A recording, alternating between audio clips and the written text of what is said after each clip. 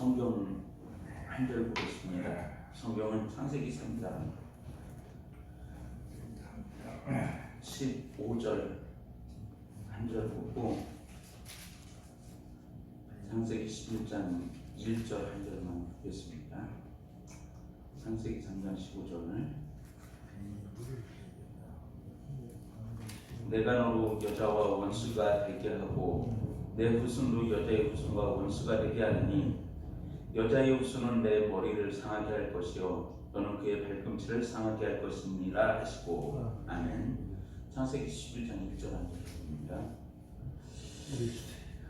온 땅의 언어가 하나요 말이 하나였더라. 아멘. 잘 기도하겠습니다. 사랑해 주님 감사합니다. 목요 이와 같이 모임으로 모여서 우리가 함께 교제 나누고 말씀으로 은혜 나눌 수 있도록 허락하시면 감사합니다. 먼저 아버지 하나님, 이 자리에 성령님 친히 임재하여 주옵시고 성령님께서 주장하여 주옵소서.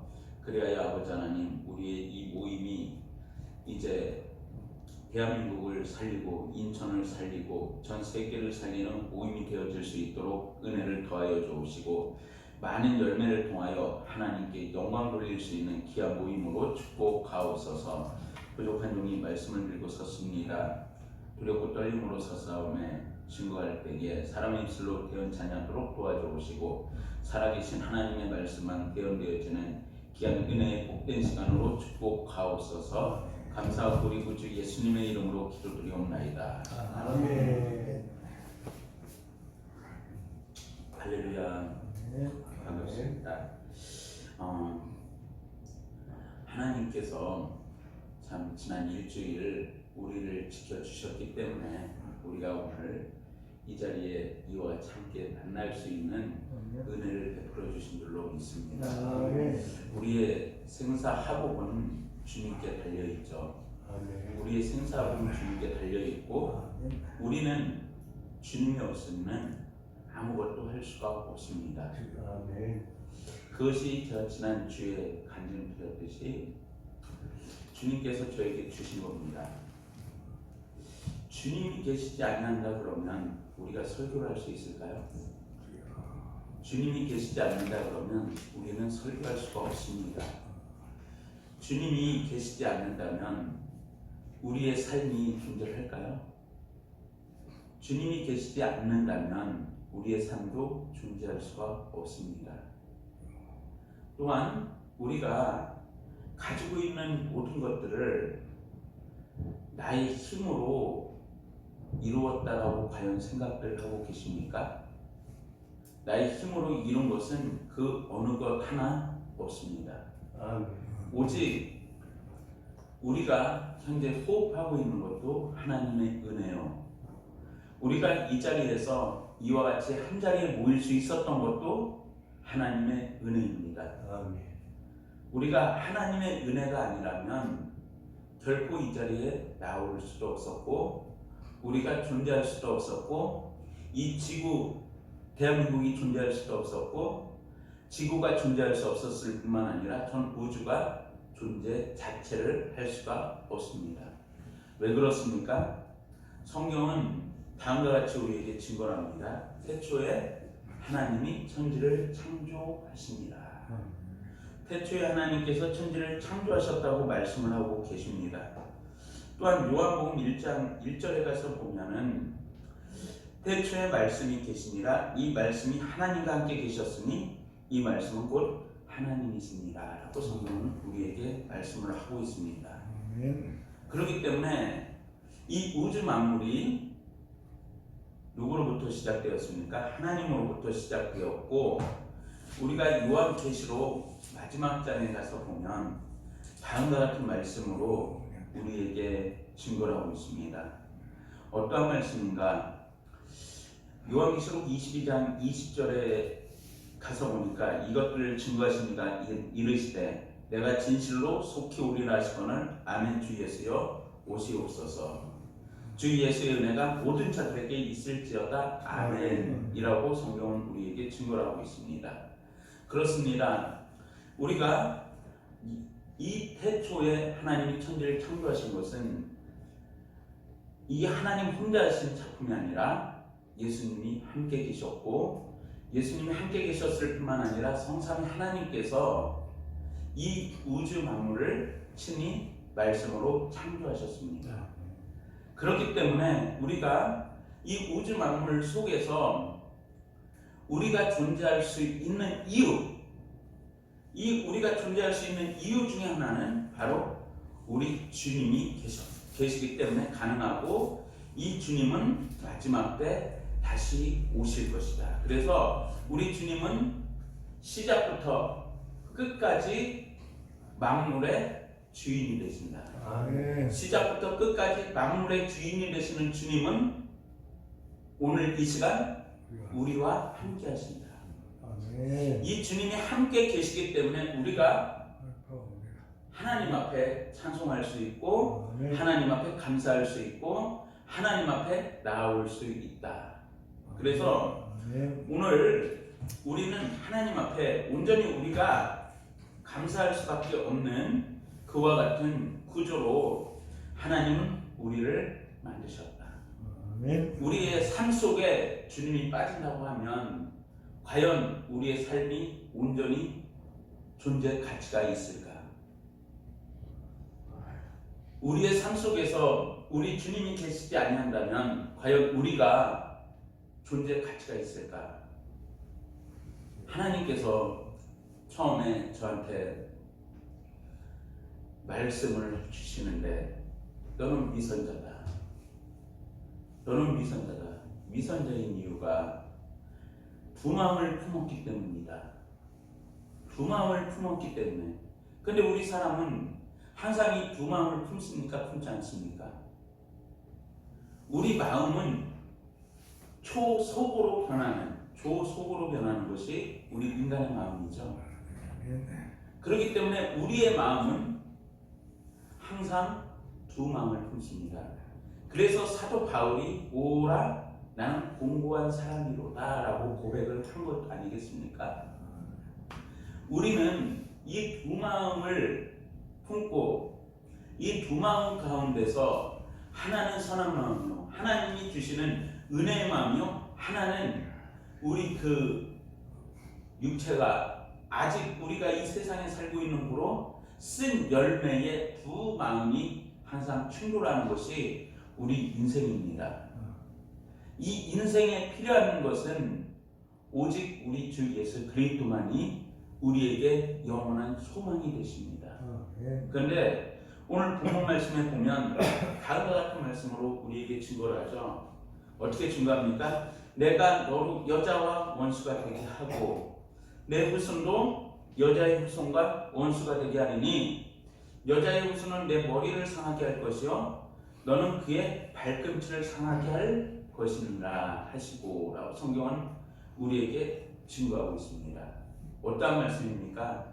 이 말씀은 이 땅에 예수 그리스도께서 이 땅에 오셔서 십자가를 지실 것에 대한 예언의 말씀이죠.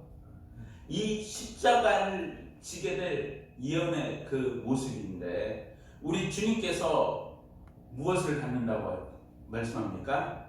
뱀은 어떻게 합니까? 여자의 후손에 발꿈치를 상하게 할 것이다.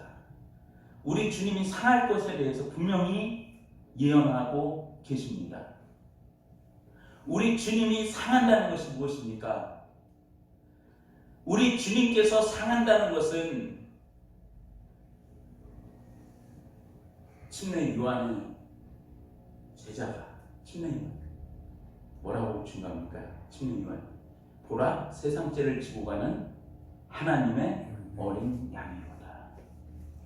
세상 죄를 지고 가는 하나님의 어린 양으로서 누구를 증거하고 있어요? 예수님을. 그래서 이 세상 죄를 짊어질 그 예수님을 어떻게 한다? 마귀는 죽일 것이다.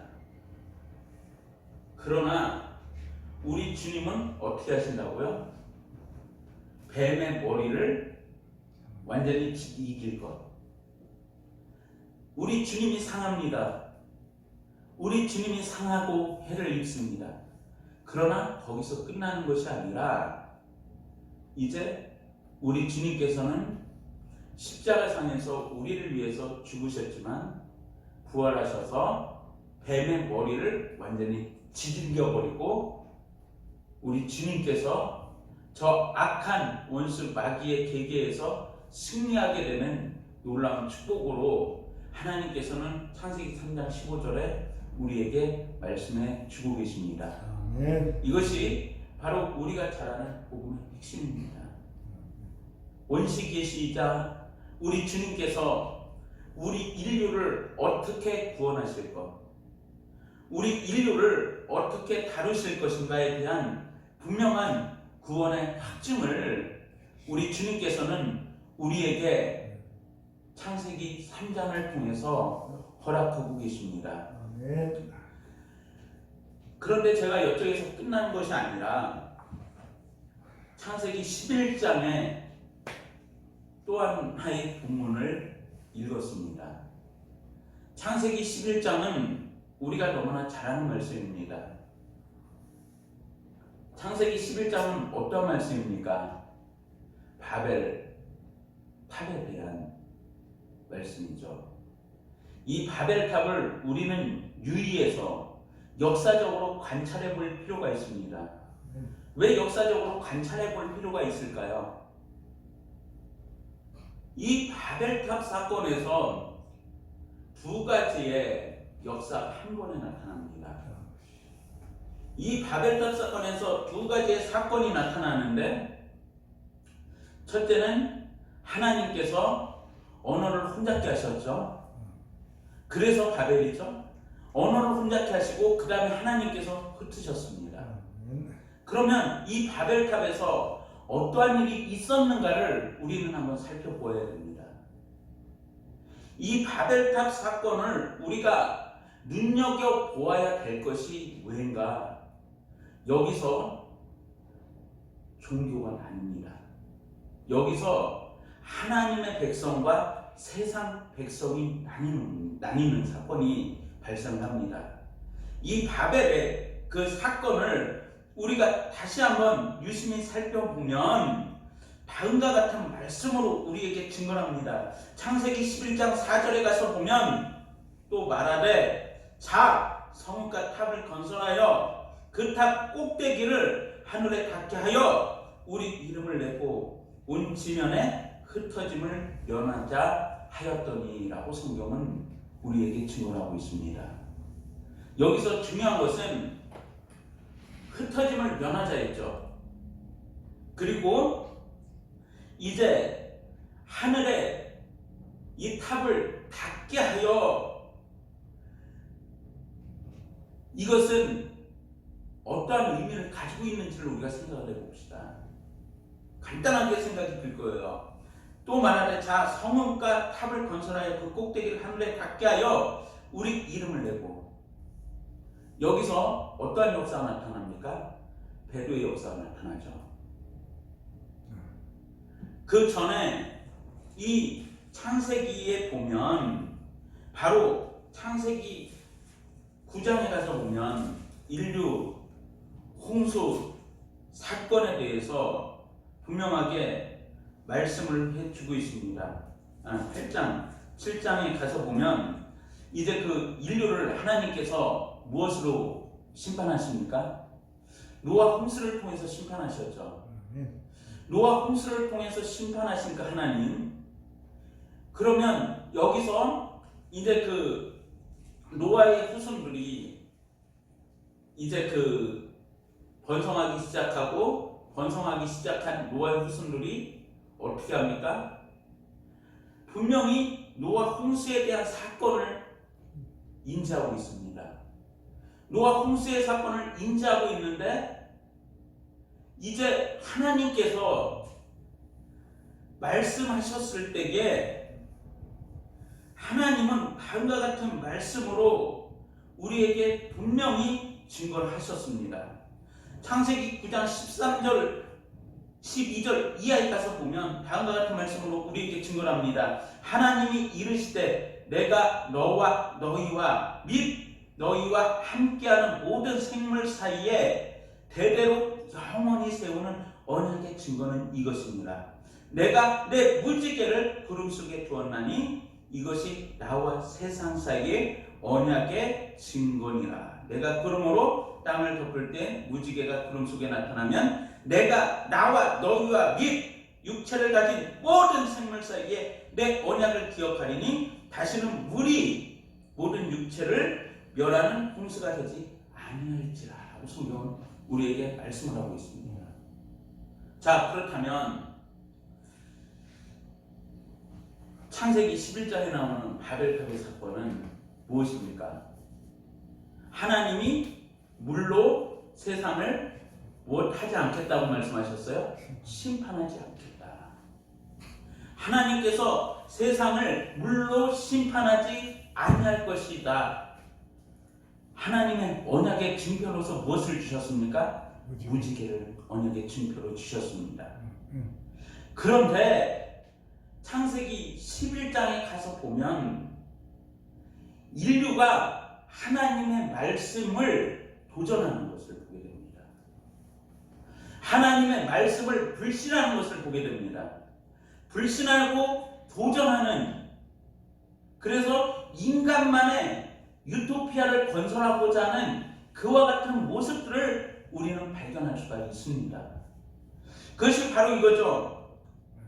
11장 4절 또 말하되 자 성읍과 탑을 건설하여 그 탑 꼭대기를 하늘에 닿게 하여 우리 이름을 내고, 우리 이름을 낸다는 것은 누가 빠진 거예요? 하나님이 빠진 거죠. 하나님이 계시지 않는 거예요. 그래서 이 사단은 여기서 창세기 11장에서 어떠한 일을 하냐면 이것은 하나의 시스템이에요. 사단이가 바벨탑으로부터 개입하고 있었던 그 시스템은 무엇이냐? 하나의 국가, 하나의 경제, 하나의 종교를 개입하고 있었습니다. 우리가 오늘 이 나라가 아니라 전 세계가 뉴 월드 오더로 하나 되고 있는 것을 우리는 목격하고 있습니다. 세계가 글로벌화되면서 급격히 모든 것이 하나 되고 있는 모습들을 우리는 보고 있습니다. 이 모습은 어떤 모습이냐? 바로 우리 주님의 재림이 임박했다. 그런데 이 우리 주님의 재림이 임박할 때에 어떠한 일을 하느냐면 사람들이 하나님의 약속을 버리는 거예요. 하나님의 약속을 버리는 것이 인류의 모습이에요. 오늘 교회에 모이기를 피하고 있습니다.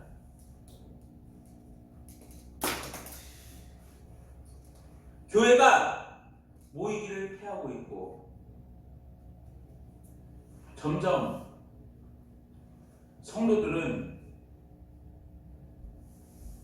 물질 만문주의에 사로잡혀서 만문주의에 사로잡혀서 어떻게 하고 있습니까?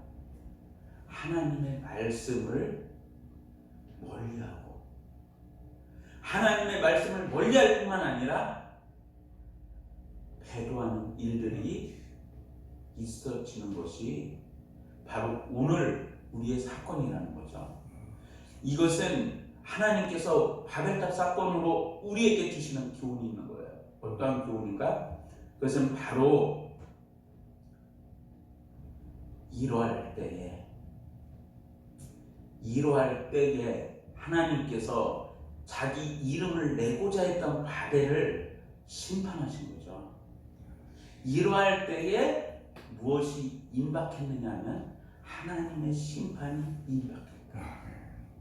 그래서 우리 주님께서 말씀하시는 독사의 자식들아 회개하라. 그 우리 주님께서 말씀하신 거예요. 오늘 우리가 회개치 아니한다면 우리 자신이 세상의 풍요에 휩쓸려서 어느새 조난자가 되어 있을지 우리는 알 수가 없습니다. 우리 주님이 오늘 이 시간 우리를 찾아오셨고 우리를 찾아오신 것은 무엇인가?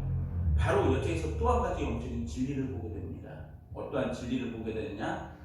바로 우리 자신을 주님 앞에서 내려놓으라는 거예요. 주님 앞에서 내려놓으라. 왜? 우리의 인생의 모습들을 봐보세요. 우리가 하나님을 사랑하는지 세상을 사랑하는지 우리의 그 열매를 통해서 한번 봐보자는 거죠. 여기서 하나님께서는 너의 생각 내려놓으라는 거예요. 너의 생각 내려놓아라. 너의 방법 내려놓아라. 아멘. 아멘. 그러면 나의 생각, 나의 방법 내려놓으면 누구의 방법으로 갈 수밖에 없어요? 주님의 방법으로 갈 수밖에 없는 거예요.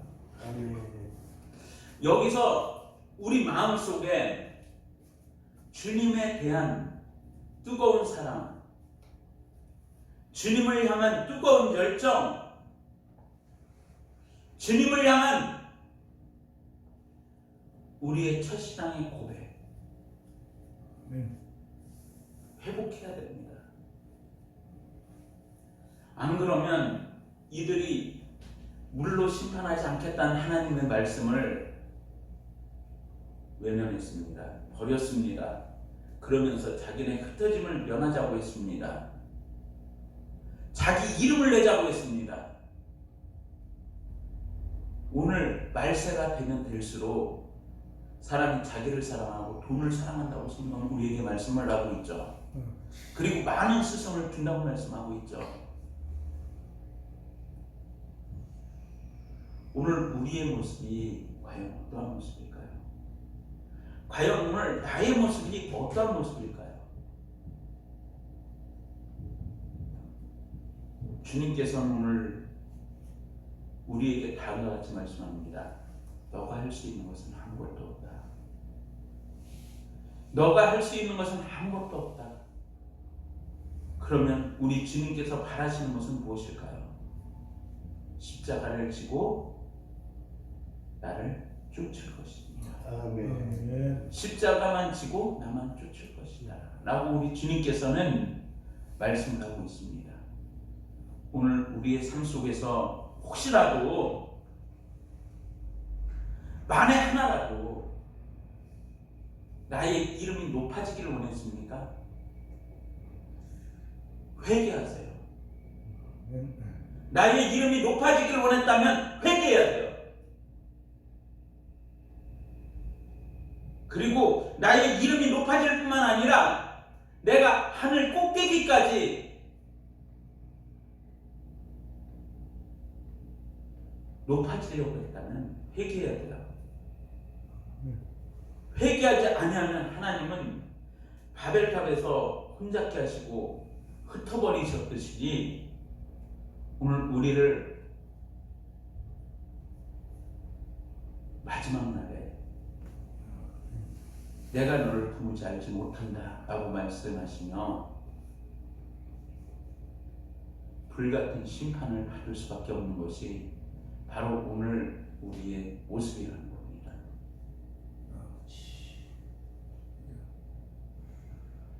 우리 주님 앞에 오늘 딱 두 가지.